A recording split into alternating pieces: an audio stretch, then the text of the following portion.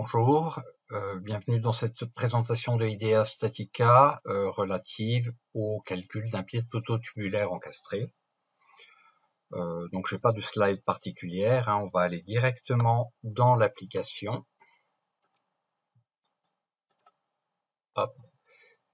J'utilise ici à propos la version 22.1.3.1755 qui est une version du 19 janvier 2023 et j'ai créé un nouveau projet.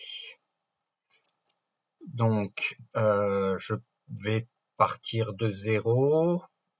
Ici je pourrais partir de là. Oui, de là. Allez, on va partir de là. Donc allez, on va partir de zéro. La classe d'acier S275, le béton c'est 2530, je crée le projet.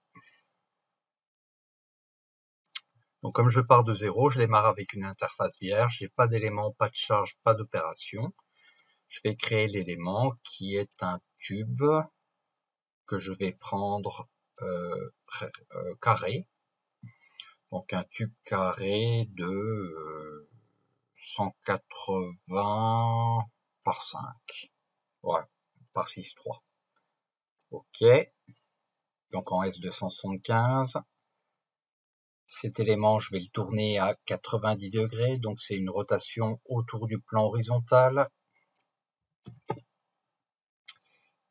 Et je vais créer un cas de charge. Alors par import de fichier DXF, donc ici je vais ouvrir de fichier Excel, pardon, donc je vais ouvrir le fichier d'Excel d'effort, je sélectionne ceci, CTRL C, je me mets import DXF, ici CTRL V et je valide. Donc ici j'ai un effort vertical de 72 kN, un effort tranchant de 80 kN, donc effort tranchant dans la direction Z. On peut faire apparaître les axes locaux des éléments ici, donc en moins Z. Et puis un moment autour de Y ici de 60 kN. Et puis j'ai un moment de 10 kN dans la petite inertie. Enfin, il n'y a pas de petite inertie, mais dans l'autre inertie. Je vais commencer par une opération. Alors, pourquoi est-ce qu'il m'en a créé deux? Ouais, je vais supprimer donc celui-là. Ok. Et je vais le renommer LE1. Ok. Je vais créer une première opération très simple qui est cette création de pied de poteau.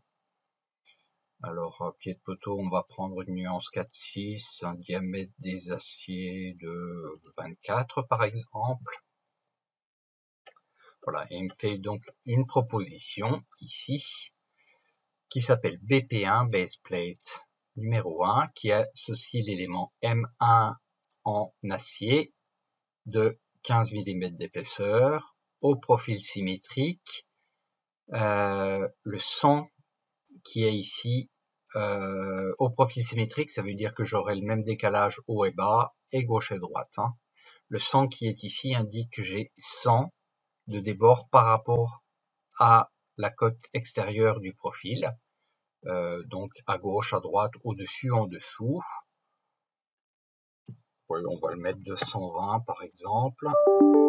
120, ce qui me fait 420 de dimension de platine par 400 par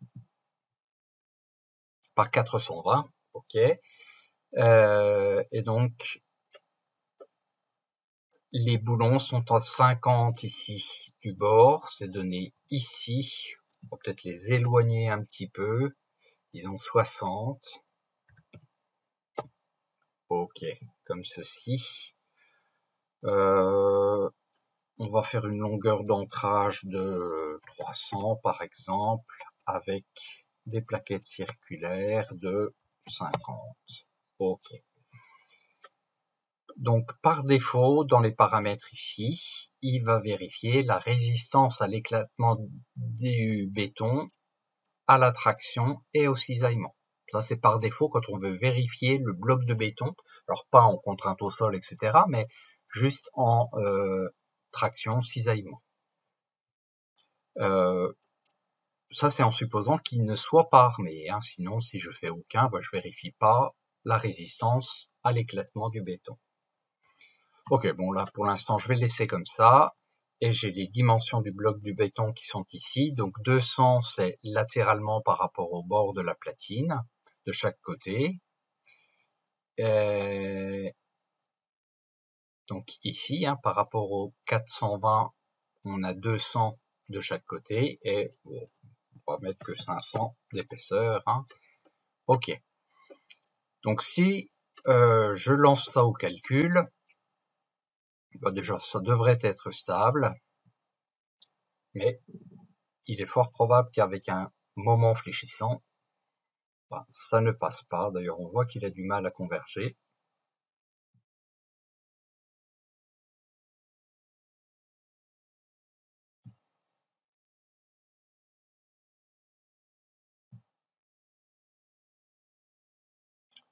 Ok, donc là, il a terminé son calcul, mais on a plusieurs soucis. D'une part, les tiges. Il faut faire attention, c'est pas forcément la tige, ça peut être l'éclatement du béton. Ici, il y a bloc de béton, mais ça, c'est plutôt une vérification en compression. Là, c'est là. Donc, si je vérifie la tige, donc dans vérification, et que je vais dans le chapitre des tiges, je vois que j'ai deux tiges qui passent pas. Et si j'édite le détail du calcul, je vais voir que ce qui pose souci, ici, boum, c'est la rupture du béton, du bord du béton, c'est-à-dire que en fait, mon effort de traction lié à la flexion, il va se diffuser dans le béton, et donc pour que ça passe, soit faut armer le massif, et en ce cas, je peux enlever la vérif en cisaillement et à l'éclatement du béton, au cisaillement et à la traction, soit alors augmenter les dimensions du massif de béton. Donc ici, si je reviens dans conception, je suis à 292%. Si je mets donc plus de débord, disons 400, et des tiges peut-être un peu plus longues, disons 350, à ce moment-là, ce sera mieux. Je crois que j'avais 292%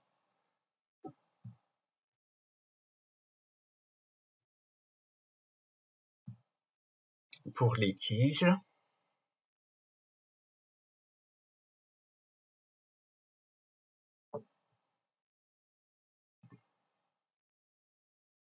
Ok, et là je suis à 122%.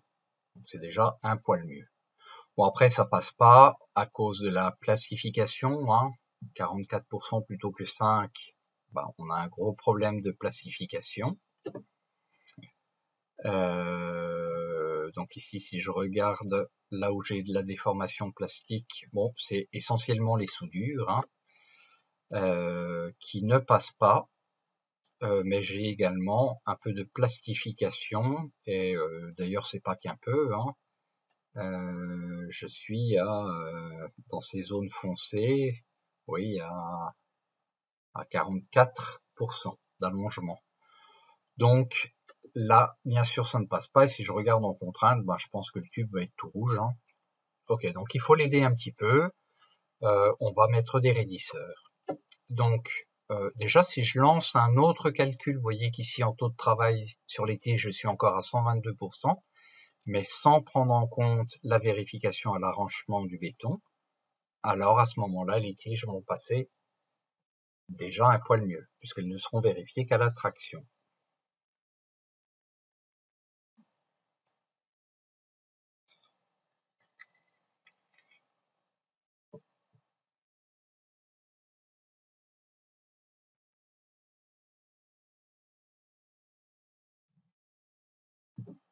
OK.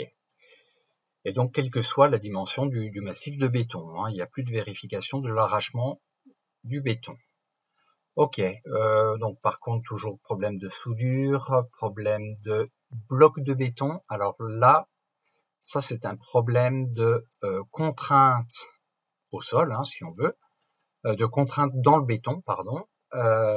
Donc si je vais vérifier ici les contraintes dans le béton, bah, je vois ici en coloré la zone de contact.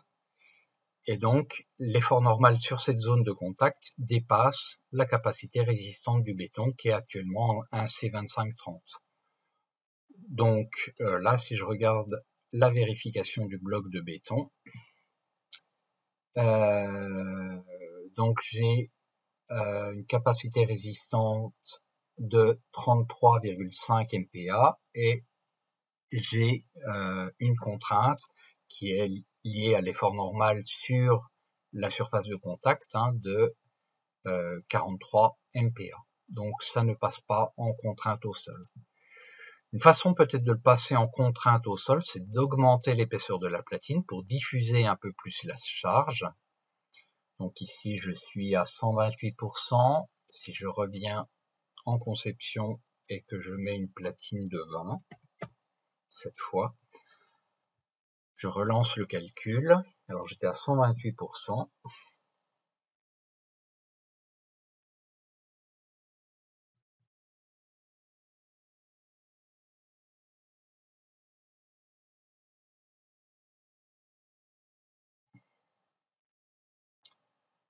Et cette fois-ci, je suis à 88%. OK. Alors, par contre, ce qu'on va essayer de faire, parce que le tube ne passe pas, c'est de le raidir un petit peu par des raidisseurs. Donc, les tiges également sont calculées ici en traction et cisaillement, puisque je n'ai pas de bêche. Donc, mon effort tranchant est supporté par les tiges. OK. Donc, on va l'aider un petit peu.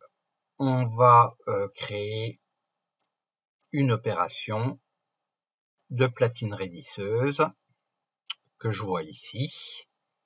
Alors, elle est en S275. OK, par défaut, il prend le matériau par défaut. L'épaisseur, bon, on va laisser 10. La forme rectangulaire. Les décalages, on verra ça après parce qu'on va pas le poser par rapport à l'origine parce qu'il faut le tourner, le positionner, etc. On peut le mettre par rapport aux éléments. Et là, alors mon moment est dans ce sens-là, mon moment principal, donc je vais le mettre sur cet élément-là, c'est-à-dire M1, AM4. Et de l'autre côté, j'aurai M1, AM2 vraisemblablement. Voilà, donc je le mets sur M1, AM4.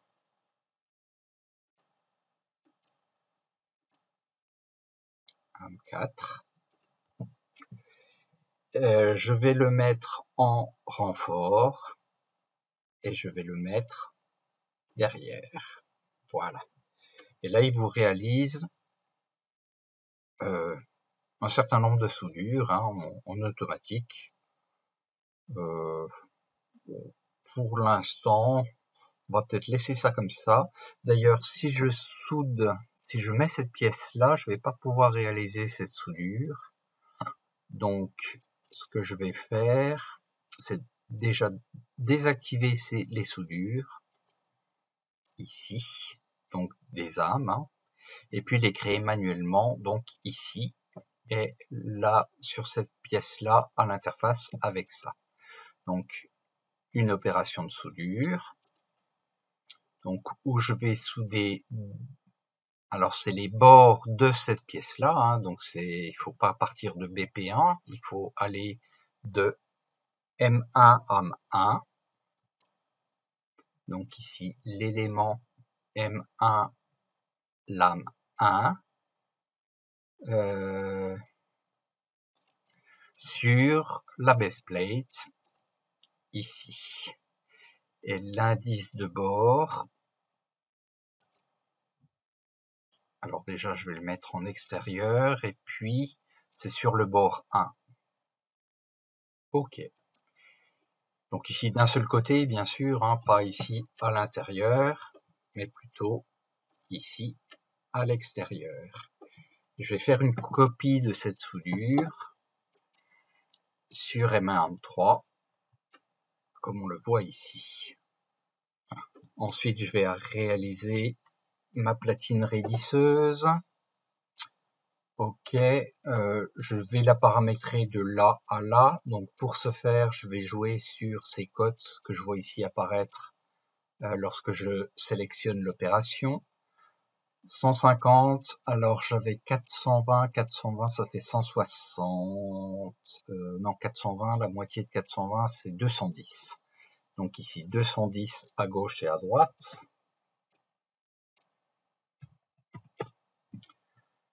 Vers le haut, donc c'est par rapport au dessus de la platine, je vais dire, je sais pas, 150.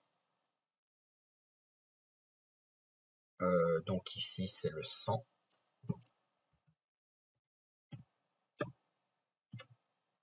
Oui, mais il faut y faire 150 du coup. Ok. Et puis, je vais réaliser, ici, soit je mets 0 hein, en bas, soit je le laisse comme ça en excès, et je crée une opération de coupe de platine, et je vais couper la platine SP1 par la base plate, ici. C'est bien, sauf que ma soudure, je la veux de l'autre côté. Ok. Et là, donc, il faut réaliser des coupes ici et là. On va trouver ça dans la propriété d'édition de notre SP1. Donc, je vais sur l'éditeur et sur les côtés 1 et 2, je vais créer des chanfreins. Alors, celui-ci, c'est des chanfreins d'égale longueur hein, d'un côté et de l'autre. Et celui-ci, qui s'appelle chanfrein également, c'est paramétrique indépendamment sur les deux côtés. Donc ici, chanfrein de 120 sur les coins 1 et 2. Ok. Ensuite, donc ici, si je regarde les soudures qu'il m'a réalisées en transparent, je vois qu'il m'a réalisé cette soudure là, celle-ci et celle-ci, et la soudure là en bas. Ok. Ensuite, je vais faire une copie de SP1 qui va s'appeler SP2. Je le mets sur M1 AM2. C'est l'autre côté. Je vais me remettre en mode solide. Ok, elle est bien du bon côté. Et je vais faire ma P-cut. Je vais faire une copie de cette P-cut, sauf que je coupe pas SP1 mais SP2. Ok. Ensuite, on va par exemple mettre des raidisseurs dans ce sens-là, donc pour le moment, le petit moment ici dans le petit sens. Donc pour ce faire, on crée un élément qui sera une platine raidisseuse qui s'appelle SP3 et qu'on va mettre toujours par rapport à ces ailes-là et là, mais cette fois-ci pas en renfort. Donc on les met par rapport à M1 AM1. Voilà. Et je le mets pas en renfort, ni en raidisseur, mais en élargisseur, c'est-à-dire c'est dans l'épaisseur de l'élément, hein, si vous voyez ici. Et je vais la mettre en débord de chaque côté. Donc je sais plus la cote, on avait 420, ça fait 210. 210. Ah non, ça c'est haut et bas, c'est là. 210 et 210. Ah non, parce que là, il l'a pris par rapport à là. Alors, par rapport à là, on avait 120. Donc, SP3, Et hop, 120, c'est l'autre côté. Ici, bon, c'est même un peu plus. Allez, on va mettre 130. OK. Et de l'autre côté, on aura 130 plus 80 plus 130. Non, pardon, on aura 80 plus 130. 80 plus 130, ça fait 210. Donc ici, 210. Bon, je dois calculer comme une chèvre, moi. Non, pardon, c'est 180 plus 130. Ce qui fait 180 plus 130, ça fait 310.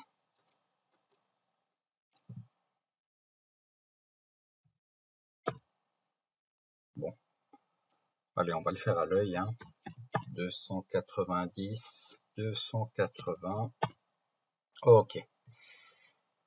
Et vers le haut, au lieu de 100, on va mettre, puis on avait mis 150 pour cela, on va mettre 120. Donc ici, c'est la cote 100. 120. Et puis, ouais, un peu plus, hein. 130. OK. Et puis, je vais créer une P-cut, hein, pour la couper par rapport à la base plate. Donc, opération P-cut de SP3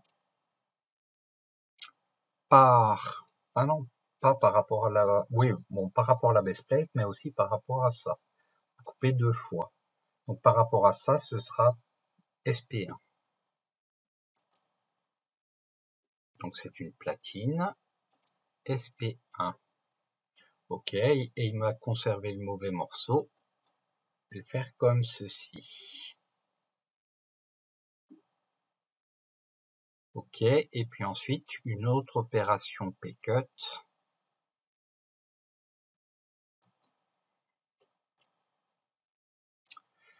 Où je vais copier. Bon, je vais d'ailleurs souder des deux côtés, ici. Voilà. Et ensuite, une autre opération P-cut où je vais couper, c'est pareil, SP3 par la base plate.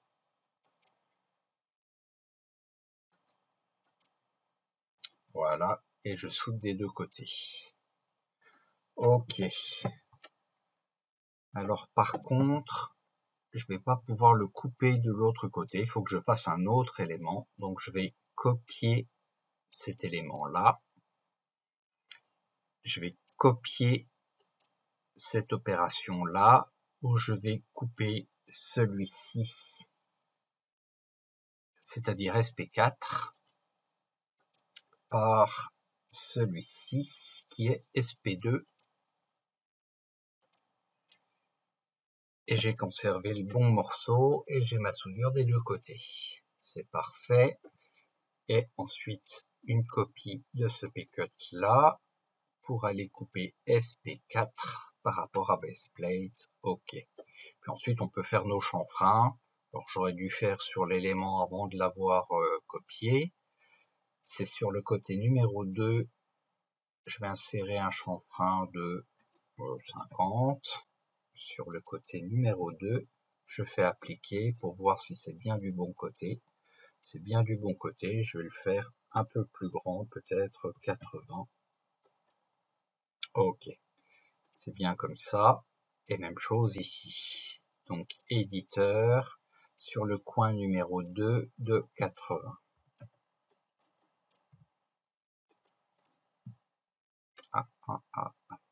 Non, c'est le coin numéro 1. Coin numéro 1 de 80. C'est ça. OK. Et ensuite, il faut en faire une copie de l'autre côté, hein. Donc, je vais copier ce SP3 que je mets sur l'élément M1, ça doit être l'âme 3 là derrière.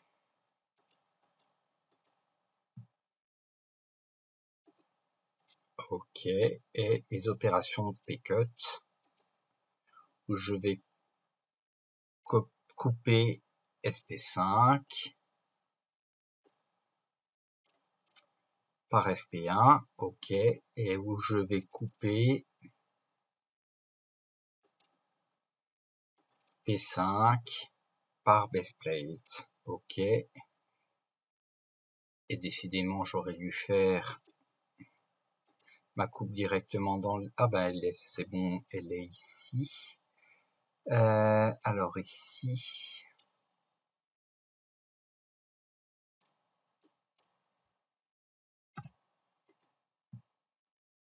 OK. Ça, c'est bon. Et puis, là, je sais pas, je vais peut-être les mettre en 8, hein, toutes celles-ci.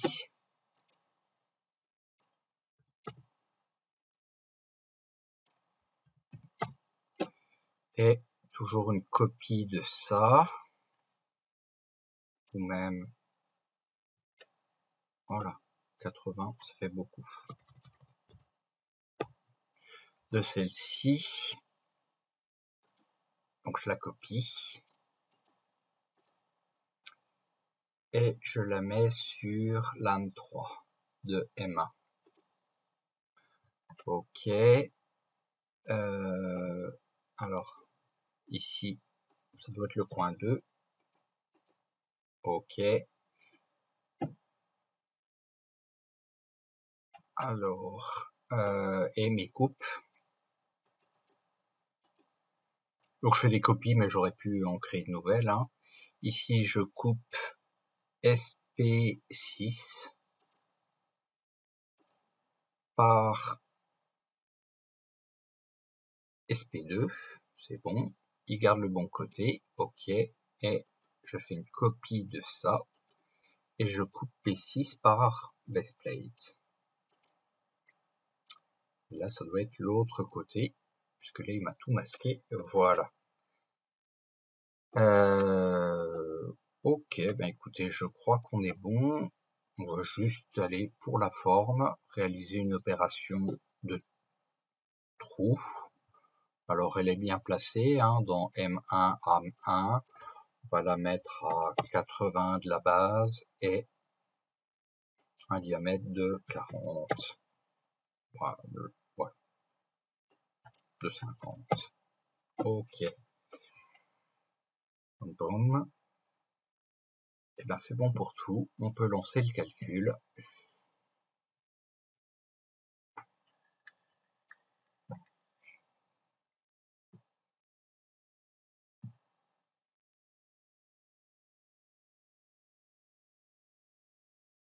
Donc là, c'est sur le cas de charge et le 1. Hein, on aurait pu en créer plusieurs. D'ailleurs, ça pourrait venir d'un import de Melody ou de Advanced Design.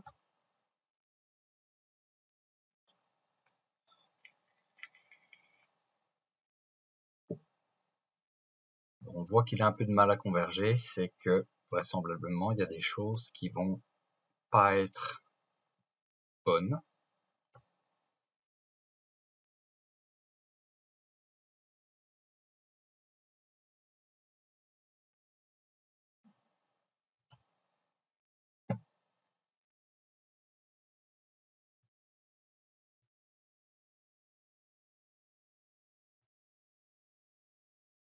OK. Donc, il y a un problème de plastification évident sur ce profil-là. Et un problème de soudure ici. Alors pour cette soudure, on va faire un clic droit, on va la passer à 5 et on va faire la même chose de l'autre côté.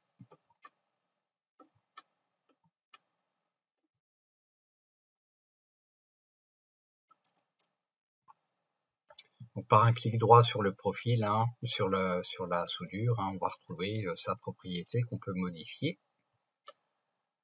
OK, et pour le profil qui plastifie, alors j'ai pas regardé de combien il plastifiait, mais on peut peut-être jouer sur son épaisseur. Donc en modifiant le profil.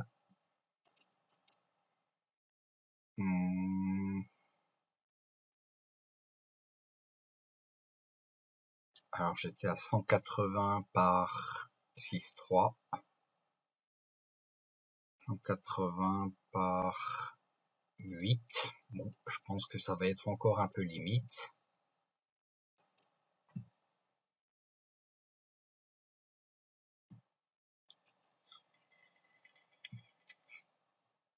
Alors, sinon, on peut regarder où est-ce qu'il plastifie. Ah ben non, là ça marche largement.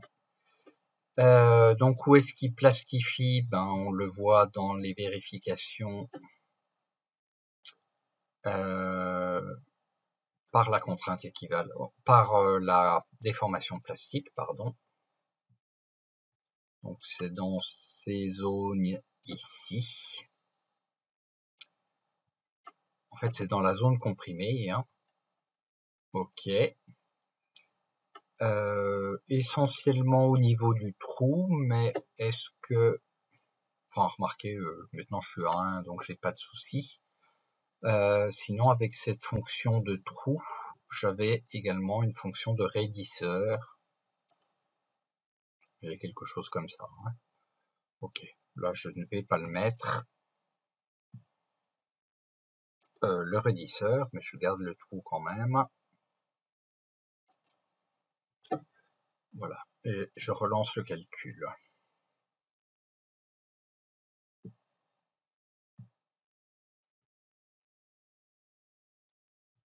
Ok, donc ici l'allongement plastique qui dépasse pas 5%.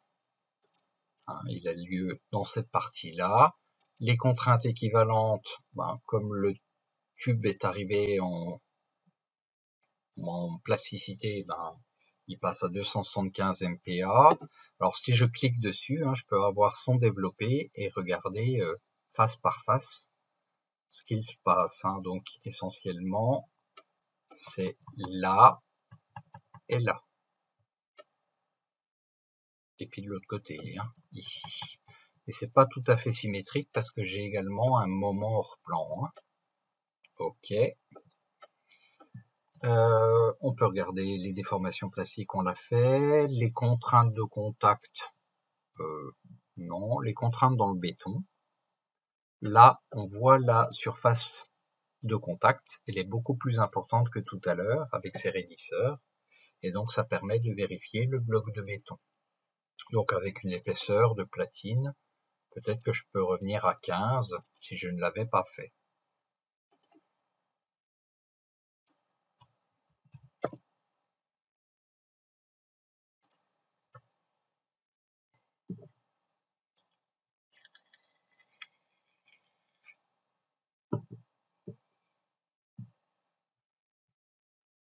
Ok.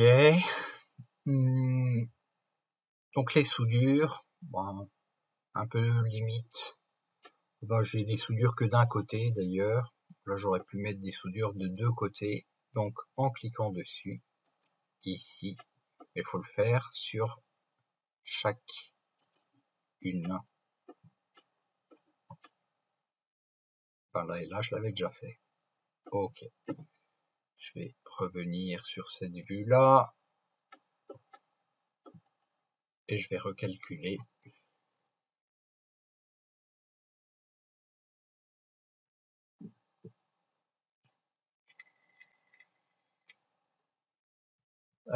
Donc ici, si je regarde comment travaillent les tiges, je vais prendre celle qui travaille le plus, hein, semble être celle-ci, et c'est bien une vérification ici à la résistance à la traction et au cisaillement de l'acier. Hein, c'est plus une résistance liée à l'interaction avec le béton. Puisque j'ai décoché, hein, j'ai dit pas de vérification, en supposant que le massif allait être ferraillé. Voilà, ben écoutez, ça termine un petit peu ce que je voulais montrer ici. Je vous souhaite une bonne fin de journée et à plus tard pour un prochain webinar. Au revoir.